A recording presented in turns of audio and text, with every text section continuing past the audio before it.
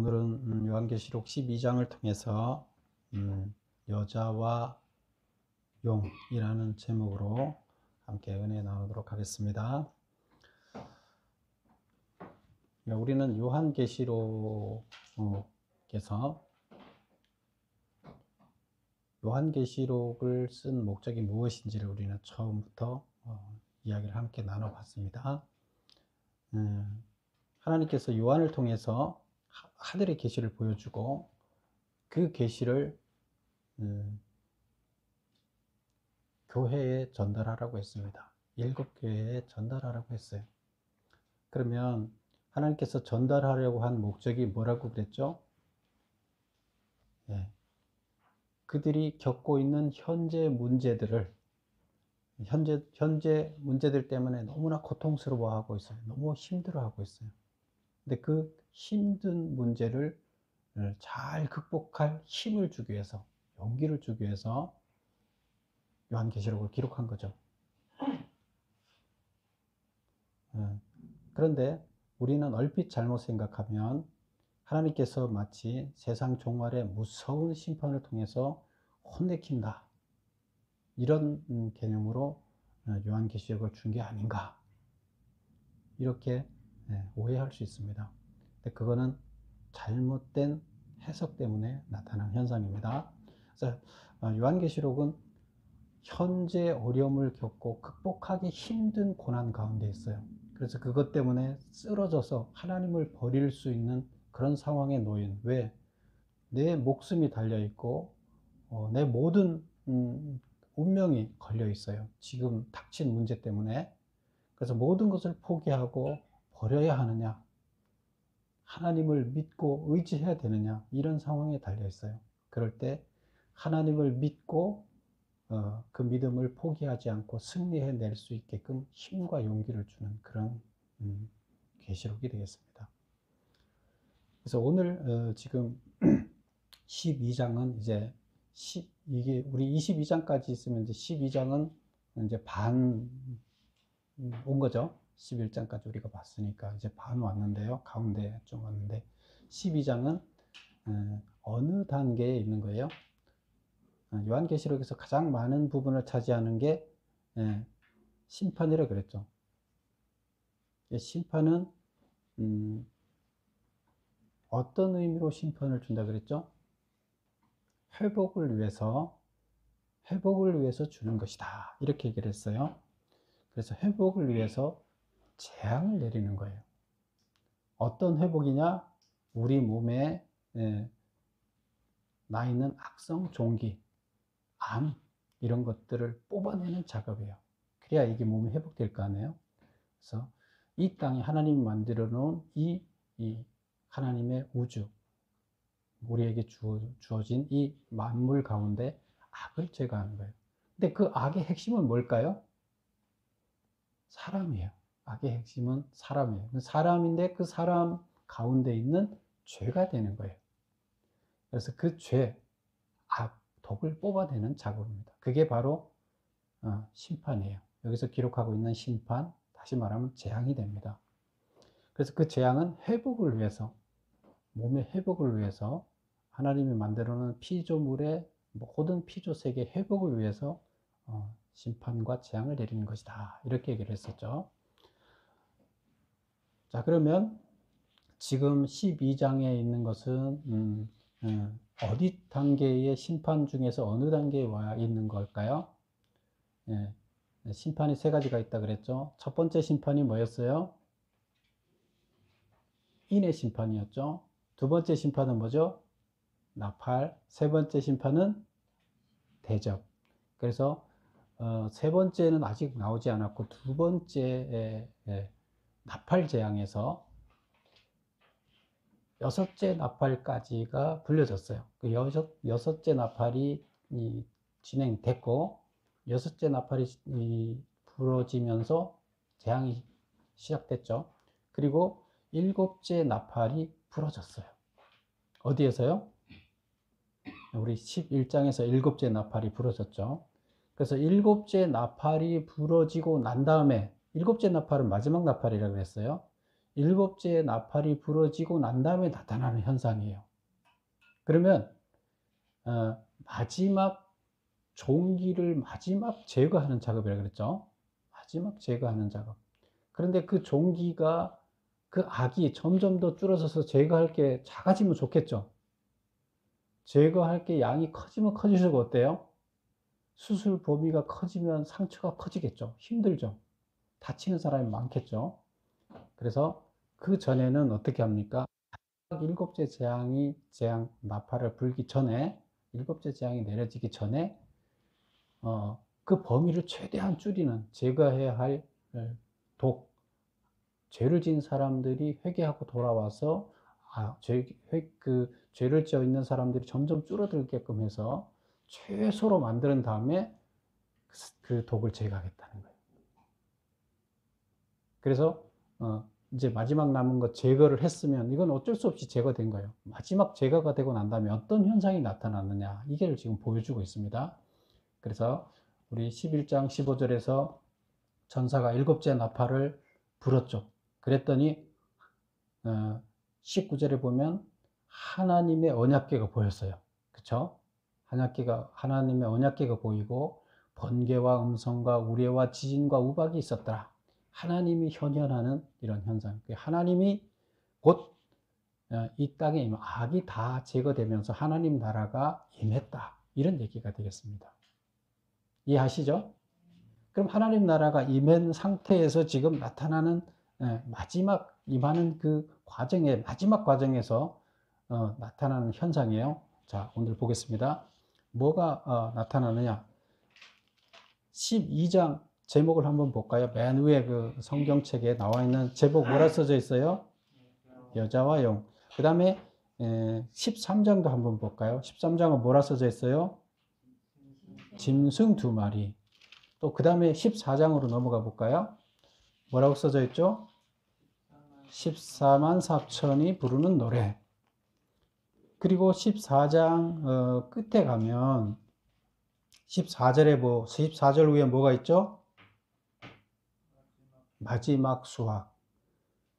그리고 이제 15장에 가면 이렇게 15장 1절을 한번 볼까요? 또 하늘에 크고 이상한 다른 이적을 보며 일곱 천사가 일곱 재앙을 가졌으니 곧 마지막 재앙이라.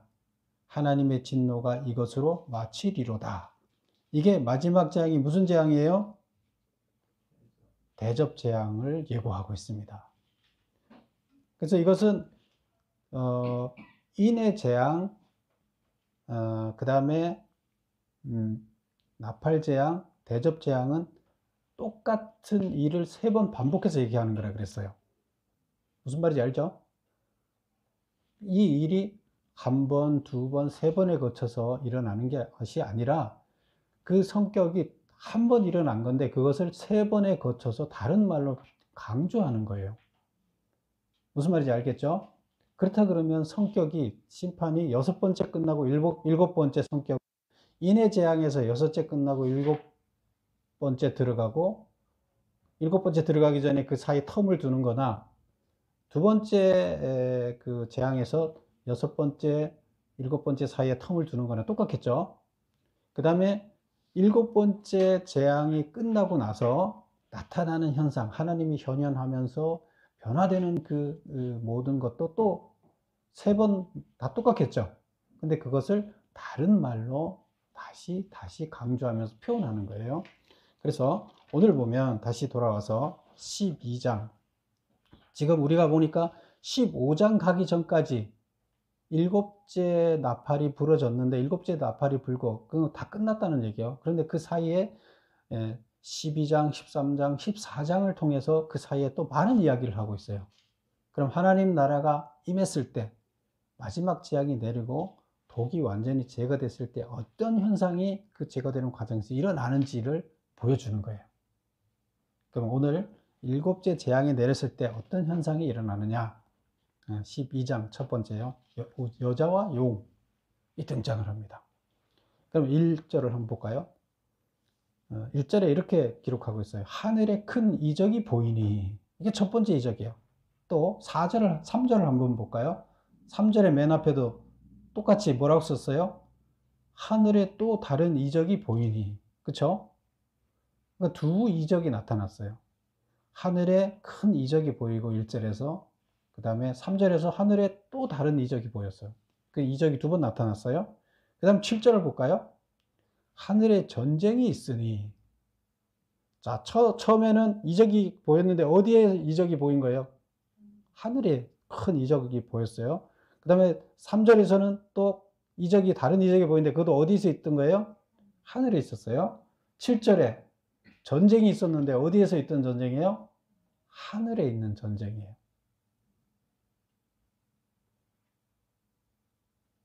전체를 보면 이게 하늘에서 어떤 일이 있었는가를 보여주는 거죠. 이 땅에서 어떤 일이 있었는가가 초점이 아니라 하늘에서 어떤 일이 있었는가를 보여주고 있어요. 그러면 1절을 한번 볼게요. 첫 번째 이적, 두 번째 이적이 있고, 오늘은 그 두 번째 이적까지만 할 겁니다. 워낙 이렇게 길게 하니까 너무 딱딱하다 그래서 반 나눠 갖고 하늘의 전쟁은 다음 주에 이제 할 건데요. 첫 번째 이적을 보겠습니다. 해를 옷 입은 한 여자가 있는데 그 발 아래에는 달이 있고 그 머리에는 12별의 관을 썼더라. 무슨 이적이에요? 한 여자가 등장해요. 근데 한 여자가 어떻게 등장하느냐? 한 여자가 아이를 해산하게 되어 산통을 겪고 있는 거예요. 그래서 2절 보면 이 여자가 아이를 베어 해산하게 되매 아파서 애를 쓰고 부르짖더라. 그러다 한 여자가 등장하는데 그 여자가 뭐 하는 거예요? 지금 출산을 하기 위해서 막 고통, 산통을 겪고 있는 것을 이야기하고 있어요. 이게 이제 한 장면이에요. 큰 이적을 요한한테 예수님이 보여준 이적이에요. 여자가 애를 낳으려고 막 고통스러워하고 있는 것을 보여줬어요. 이게 뭘까요, 도대체? 근데 이게 뭔가를 설명을 하려 그러면 그 여자의 모습을 보면 돼요. 그 여자의 모습을, 이 여자가 도대체 어떤 여잔가를 설명하기 위해서 이제 이렇게 표현하고 있습니다. 그럼 이 여자가 도대체 뭐냐? 요한도 해석해야 될 거 아니에요. 해를 입은 한 여자가 있는데, 여자가 뭘 입었다고요? 해를 입었어요. 그 다음에 그 발 아래에는 뭐가 있어요? 달이 있고, 그 머리에는 12별의 관을 썼어요. 머리에 관을 쓰고, 발로는 달을 밟고 있고, 옷은 해로 옷 입었다. 이렇게 되어 있어요. 자, 이건 뭘 말할까요? 이 여자의 정체성을 표현하기 위해서 이렇게 수식어를 붙여줬어요. 그럼 도대체 이 여자는 뭐냐? 자, 2번 보겠습니다. 제가 메모한 2번. 한 여자가 아이를 해산하게 되어 산통을 겪고 있었다. 한 여자와 아이는 누구를 말하는가? 그 한 여자는 누구냐? 예수의 모친인 성모 마리아, 교회의 모체가 되는 유대 공동체, 교회라는 세 가지 견해가 있다. 여러분은 어느 견해가 맞을 것 같아요? 세 가지 견해가 있어요. 무슨 견해? 그 여자는 성모 마리아다. 예수님을 낳을 성모 마리아다. 또 교회의 모체가 되는 유대 공동체. 유대 공동체라 그러면 유대인으로 형성된 공동체죠. 이것은 구약의 공동체가 되겠죠. 구약의 교회 공동체를 얘기하는 거죠. 예수님 오신 이후의 공동체가 아닌. 그 다음에 세 번째는 뭐라고요? 교회라는 세 가지 견해가 있다. 그런데 교회로 봄이 타당하다. 그래서 이것은 뭘 의미한다고요? 교회다. 그 여자가 교회인데, 교회가 출산을 해야 돼요. 그럼 출산해서 아이를 낳아야 돼요. 그럼 그 아이는 그럼 도대체 뭐냐? 자, 아이 2번 보겠습니다. 이 땅에 하나님 나라를 임하게 할 사역자들, 즉 하나님의 아들들을 의미한다. 교회가 성도들을 생산해내는 거예요. 출산하는 거예요. 그래서 이것을 그럼 어디를 보면 아냐 그러면 5절을 한번 볼까요? 5절에 보면 여자가 아들을 낳으니 이는 장차 철장으로 만국을 다스릴 남자다. 남자라고 그랬어요. 아들을 낳는다. 그런데 뭐 할 사람이라고요? 철장으로 만국을 다스릴 남자다. 철장이라는 것은 강력한 힘, 파워를 가지고 아무도 어떻게 할 수 없는 강력한 힘으로 온 세상을 다스릴 자라는 거예요. 하나님께서 온 세상을 다스릴 권한을 누구한테 주는 거예요? 하나님의 아들들한테 주는 거예요. 그럼 우리는 하나님의 아들 성도를 우리는 그래서 해석을 다 여기 써놓고 있어요. 아이가 누구라고요? 성도란 말이에요. 하나님의 일을 감당하는 하나님의 아들들을 얘기하는 거예요. 여기 해석을 다 해놨죠. 그래서 이걸 찾아보면 아이가 누구다 이런 것을 알 수가 있는 거죠. 그 다음에 17절에 한번 가볼까요? 12장 17절 다 같이 한번 읽어볼게요. 시작. 용이 여자에게 분노하여 돌아가서 그 여자의 남은 자손 곧 하나님의 계명을 지키며 여인의 예수의 증거를 가진 자들과 더불어 싸우려고 바다 모래에 서 있더라. 자, 여기 용이 있는데 용이 여자에게 분노해서 여자가 누구라 그랬어요? 교회라 그랬죠. 용이 교회에게 분노를 해서 돌아가서 그 여자의 남은 자손, 여자가 자손이 많다는 거죠. 여자의 남은 자손, 곧 하나님의 계명을 지키며 예수의 증거를 가진 자들, 하나님의 남은 자손, 그 자손에 대해 설명이 나오죠. 어떤 사람이라고요? 하나님의 계명을 지키며 예수의 증거를 가진 자다. 누가요? 자손들이, 아들들이 이렇다는 거예요. 여기 설명이 또 돼 있죠.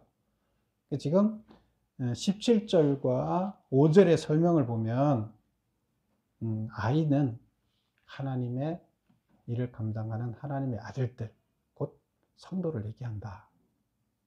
그리고 여자는 교회다는 거예요. 성도를 누가 낳아요? 교회가 낳는 거잖아요. 교회가 키워내는 거잖아요. 그래서 지금 하늘에서 보여준 첫 번째 이적이 여자가 출산을 하려고 막 고통스러워하는 이적을 보여주고 있어요. 근데 지금 거기까지 보여주고 그 다음에 두 번째 이적이 이제 보여지는 거죠. 3절에 다 같이 3절을 한 번만 3절 한번 읽어 보겠습니다. 시작. 하늘에 또 다른 이적이 보이니 보라 한 큰 붉은 용이 있어 머리가 7이요 뿔이 10이라.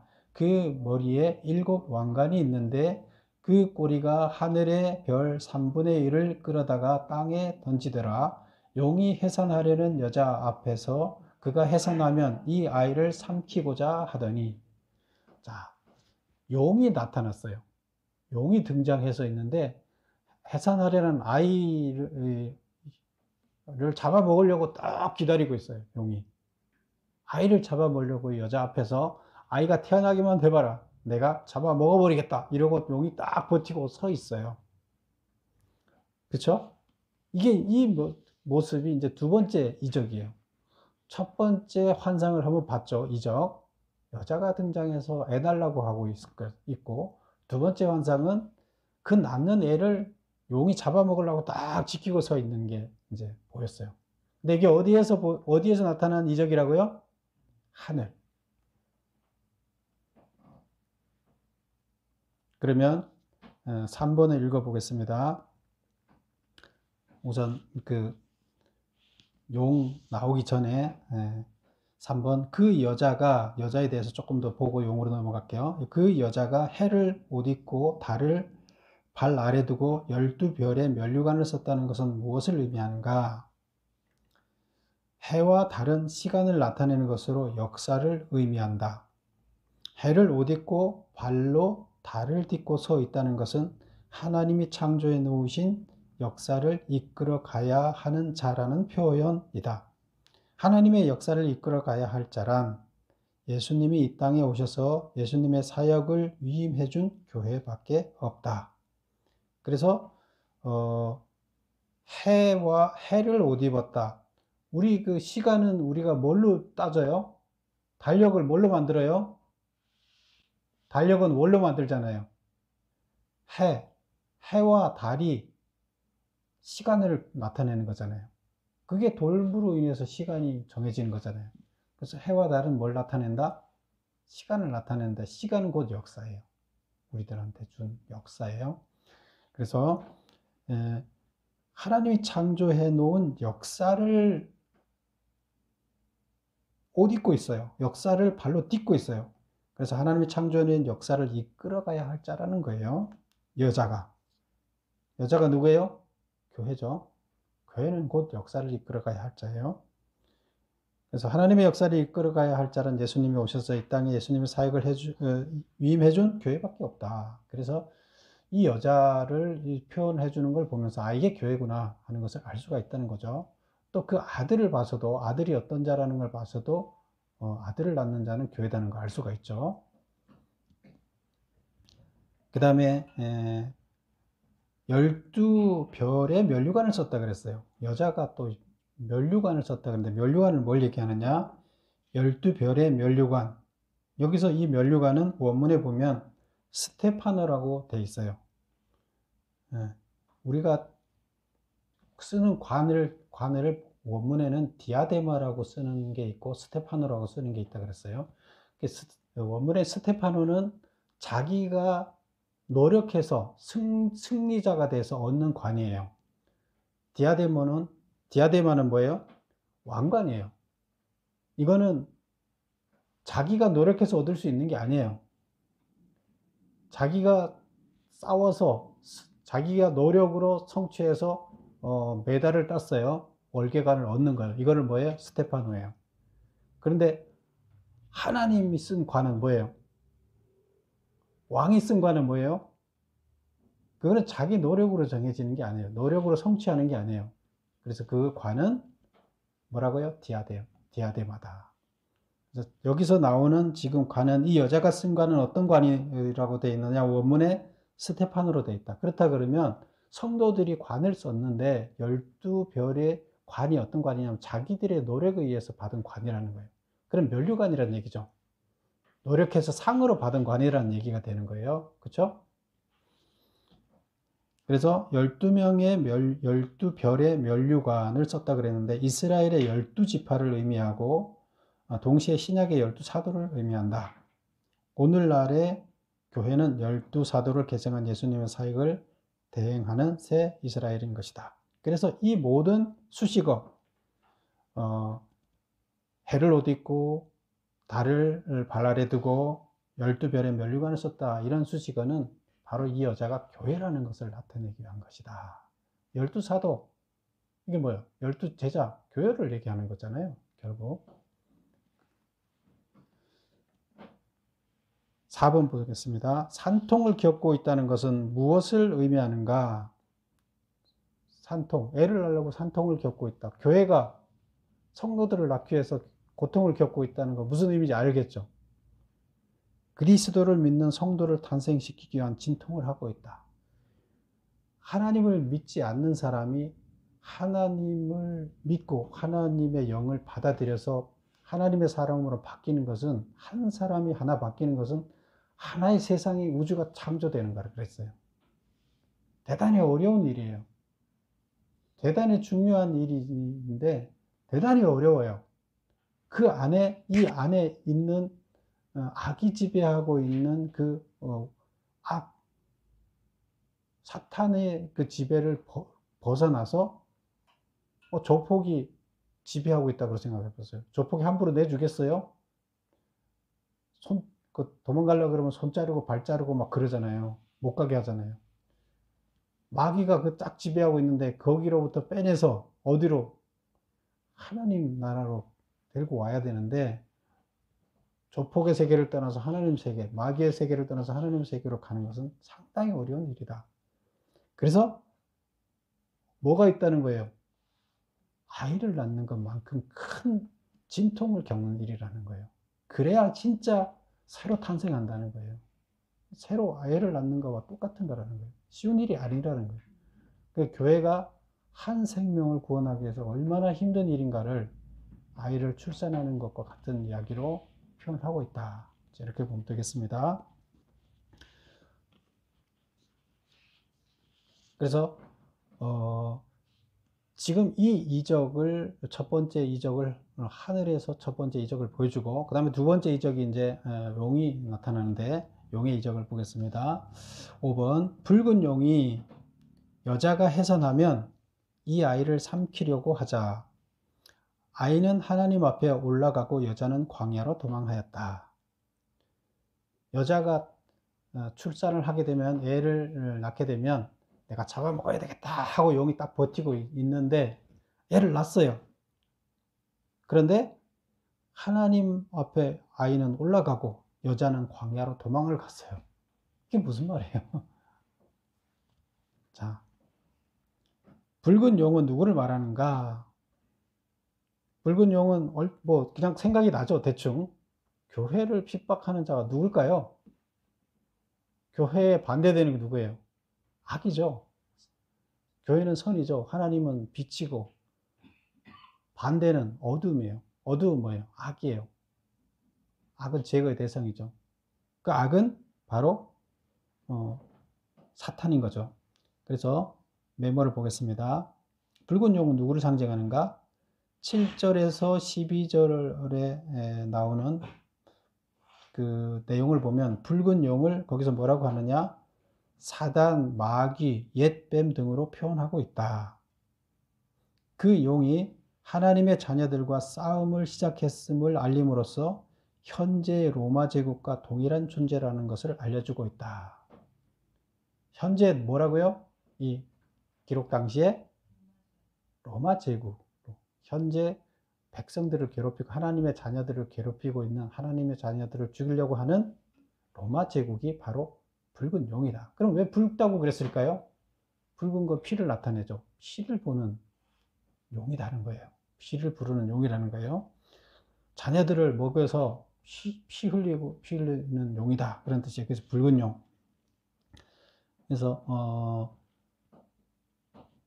그 7절에서부터 그 12절까지 나오는 이야기는 다음 주에 자세히 볼 건데, 이게 뭐냐 하면 하늘에서 전쟁이 일어나는 거예요. 전쟁이 일어나서 지금 이 용이 어디서부터 왕가를 설명하기 위해서 하늘의 전쟁에서 진 사람이, 진 용이, 존재가 이 땅에 내려왔다 이거예요. 그 용이 뭐다?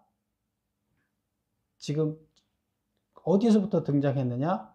7절에서부터 12절에서 하늘을 전쟁에서 져서 쫓겨났다는 거예요. 그 얘기를 하고 있고요. 그 용, 그게 바로 사탄이고 마귀고 옛뱀이다. 그래서 9절만 한번 읽어볼게요. 큰 용이 내쫓기니 옛뱀 곧 마귀라고도 하고 사탄이라고도 하며 온 천하를 꿰는 자라. 그래서 여기서 보면 마귀다. 우리가 얘기하는 마귀다. 붉은 용. 그리고 현재는, 이때 기록할 당시에는 바로 로마 제국을 얘기한다. 이렇게 보면 되겠습니다.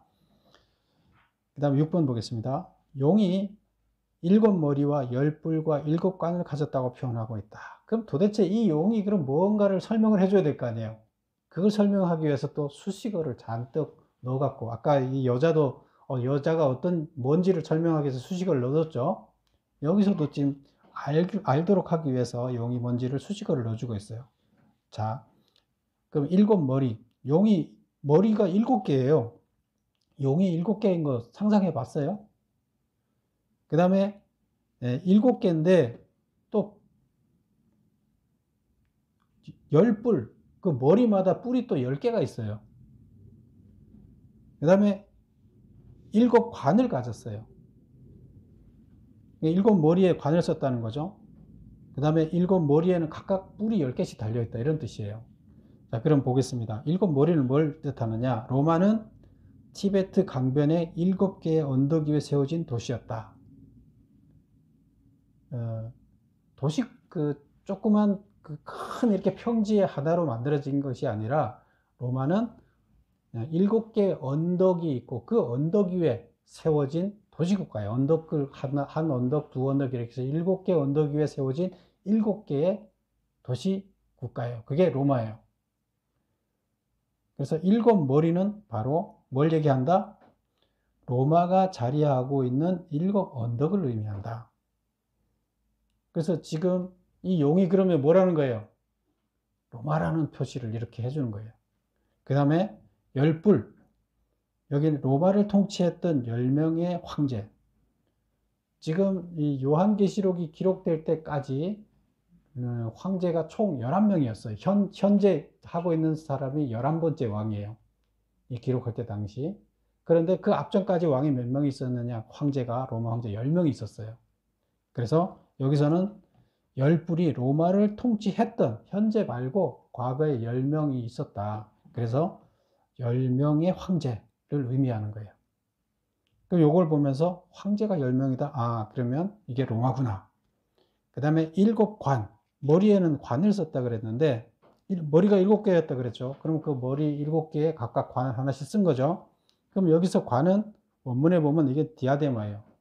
디아데마는 왕관이라는 뜻이라 그랬죠. 자기가 노력으로 얻는 게 아니에요.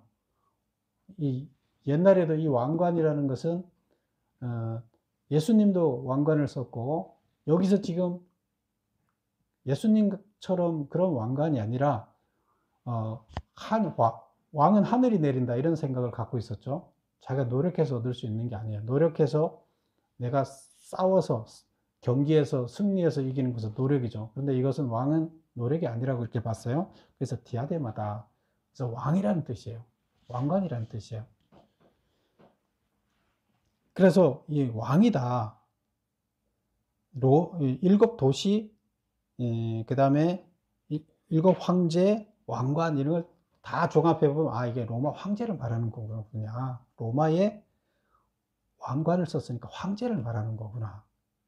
그럼 다시 말하면 붉은 용은 구체적으로 로마 황제를 말한다. 이렇게 보면 되겠습니다. 왕관을 썼기 때문에 황제다. 왕관을 쓰기 전까지는 로마로 볼 수 있죠. 로마 황제를 말한다. 이렇게 볼 수가 있습니다. 7번 보겠습니다. 아이가 하나님께 올라갔다는 것은 무슨 뜻인가? 이제 지금 태어나는 아이를 잡아 먹으려고 했는데 못 잡아 먹고 아이는 하늘로 올라가 버렸어요. 3절 보면 4절 보면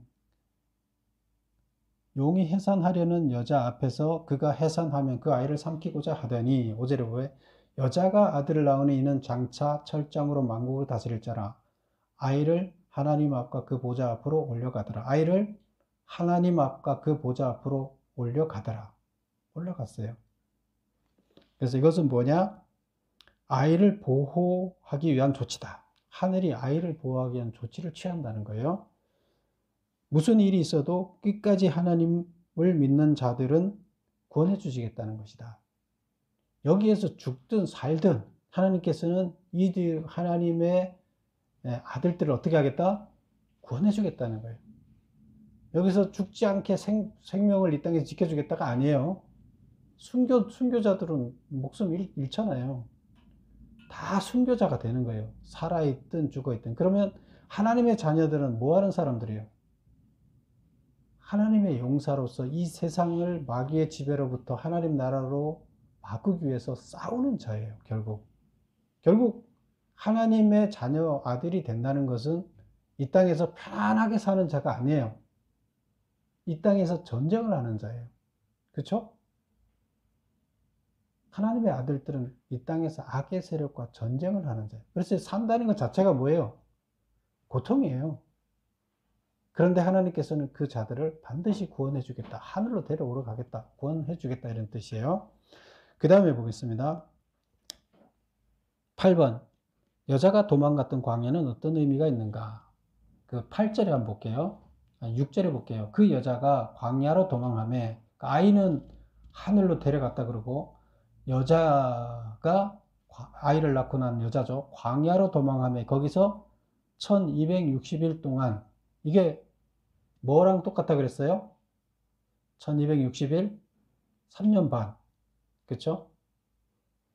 1260일 동안 그를 양육하기 위하여 하나님께서 예비하신 곳이라. 광야가 그가 누구예요? 여자를 양육하기 위해서 하나님께서 예비하신 곳이라는 거예요. 여자가 뭐예요? 교회잖아요. 교회를 양육하기 위해서 하나님이 예비한 곳이 어디라고요? 광야예요. 그러면 좀 기름진 땅에서 교육을 하지 왜 광야에서 교육을 해요? 이스라엘 백성들이 애굽 땅에서 나와서 광야에 40년 동안 교육했잖아요. 말씀 교육을 오로지 말씀 교육, 먹을 거 다 주면서 아무것도 안 하게 하면서 말씀 공부만 40년을 시켰어요. 그래서 처음에 2년을 시켜갖고 들어가려고 그랬더니 뭐예요? 제대로 믿음이 없어요. 안 되겠다 그래서 그 사람들을 다 죽게 하고 다시 태어난 사람들이 가나안 땅에 들어가게끔 40년 동안 태어나게 하고 그들을 다시 교육시켜서 광야에 들여보냈어요. 그만큼 하나님의 사람으로 바꾼다는 게 어렵다는 거잖아요. 다시 태어난 자를 광야에서 새롭게 교육해서 들어가야 될 만큼 어렵다는 거예요. 교회를 참 하나님의 아들, 딸로 양육하는 것이, 온전한 교회로 만드는 것이 어렵다는 거예요. 그래서 어디 가서 해야 돼요? 광야에 가서 하는 거예요. 하나님이 준비한 것, 제대로 교육하기 위해서는 광야밖에 없다는 거예요. 광야는 풍부합니까? 그렇지 않아요. 그렇다 그러면 교회가 온전하게 서기 위해서는 교회는 항상 풍요 가운데 있지 않아요. 항상 고난 가운데 있고 어려움 가운데 있어요. 그럴 때 하나님을 찾게 돼 있어요. 진실해지게 있고 진리를 찾게 돼 있어요. 거기에서 하나님을 찾아갈 수밖에 없어요. 풍요해지면 안 찾아요. 말도 안 들어요. 근데 궁해져야 말을 듣거든요.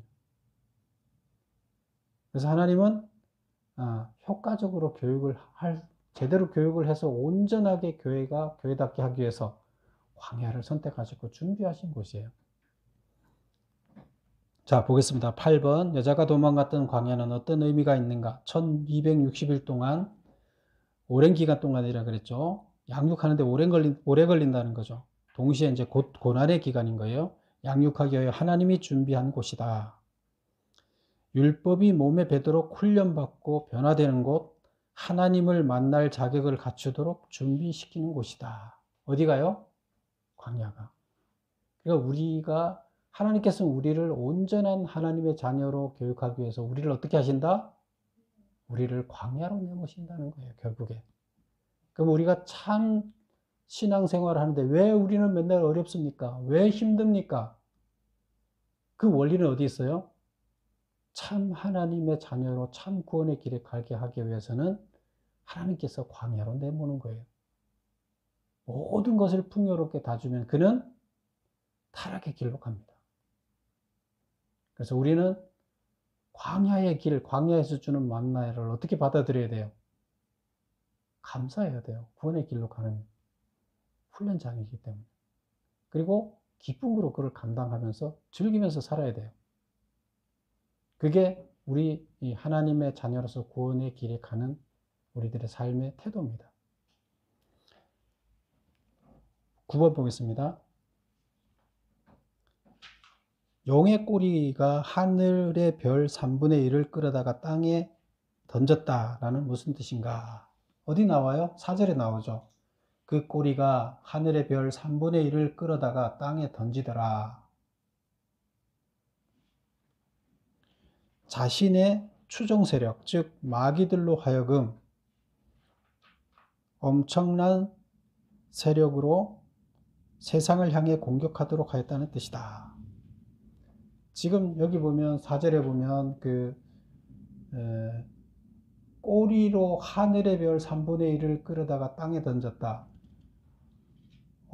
하늘의 별은 어디에 있던 거예요? 하늘에 있던 거예요. 하늘에 있던 3분의 1의 별을 어디다 던졌다는 거예요? 이 땅에다 던졌다. 그래서 자기 휘하에 있던 세력 3분의 1을 쫓겨난 세력, 자기 그 휘하에 있던 세력도 같이 쫓겨난 거죠. 쫓겨난 세력들을 같이 이 땅에 버렸다는 거예요. 던졌다는 거예요. 그러면 혼자 지금 그 대장 하늘의 전쟁에서 진 대장 혼자만 내려온 게 아니라 천사들, 하늘의 천사들 3분의 1을 데리고 이 땅에 내려왔다는 거예요. 그러면 이 땅에는 한 명만 있을까요? 많이 있을까요? 악한 자가 많이 있다. 그리고 강대한 세력들이 결국 누구를 괴롭히는 거예요? 교회와 아들들을 괴롭힌다는 거죠. 그래서 이 땅에는 그들이 악이라는 거예요. 이 땅에는 그들이 항상 장악을 하고 있어요. 이 땅에 내려와서 그들이 세계가 됐어요. 그들이 지배하고 있어요. 그런데 우리는 하나님께서는 뭘 하고 있어요? 이 땅에 내려온 그들을 나중에 다 잡아서 독이에요. 그들이 그들의 독을 어디다 가둬야 돼요? 지옥에다 가둬야 돼요. 그들을 멸해야 돼요. 지옥불에다 멸해야 돼요. 독이기 때문에 제거해야 돼요. 그리고 나면 여기가 어디가 돼요? 하나님 나라가 회복되는 겁니다. 여기도. 지금은 하나님 나라가 회복됐어요? 안 됐어요? 안 됐어요. 그리고 지금 로마도 지금 어때요? 로마가 통치하고 있는 이 계시록 시대는 어떤 시대예요? 예, 로마가 통치하고 있는데 결국 여기 용이, 붉은 용이 로마라 그랬잖아요. 로마가 지금 세상을 지배하고 있어요. 그런데 그 붉은 용이 결국 죽는다는 얘기예요. 그리고 붉은 용의 힘을 못 쓰고 하나님께서는 교회와 자녀들을 회복시킨다는 거예요. 그러면 이 얘기는 도대체 무슨 얘기예요? 지금 어려움을 당하고 있지만 그것이 하나님께서 그들을 통해서 이 모든 악을 제거하고 회복하는 일을 하는 것이다. 이 얘기를 하고 있어요. 근데 거기에 싸워야 할 자가 누군가가 있어야지 싸워서 이길 거 아니에요. 그게 바로 교회와 여자, 교회와 성도들, 순교자들, 너희가 싸워서 이겨서 순교해서 이겨내야 된다는 거예요. 전쟁 났는데 다 도망가고 나 모르겠습니다 하고 악의 세력으로 가서 편안하게 살면 안 된다는 거예요. 그게 바로 그러면 싸우는 그들한테 큰 하늘의 구원을 주겠다. 큰 상을 주겠다. 그래서 과감하게 싸우도록 힘을 주는 이야기입니다. 우리가 오늘 이 땅을 살아가는 것도 마찬가지입니다. 계시록 시대에 어려움을 겪는 순교하는 성도들이나 오늘날 악과 전쟁하고 있는 살아가는 우리는 악과 전쟁하는 거예요. 이것을 극복해내야 됩니다. 그래서 그거를 기쁨으로 감당해내야 됩니다. 순교자들이 정말로 그 고통을 기쁨으로 감당해내면서 하나님을 바라보면서 웃으면서 십자가에 달리고 고통을 이겨내면서 모든 사람들을 변화시켰습니다. 바로 우리들의 삶도 그래야 됩니다. 예, 여러분도 모두 승리하는 교회, 승리하는 하나님의 아들들이 되시기를 축원합니다. 기도하겠습니다. 아버지 하나님, 주님께서는 주님의 사랑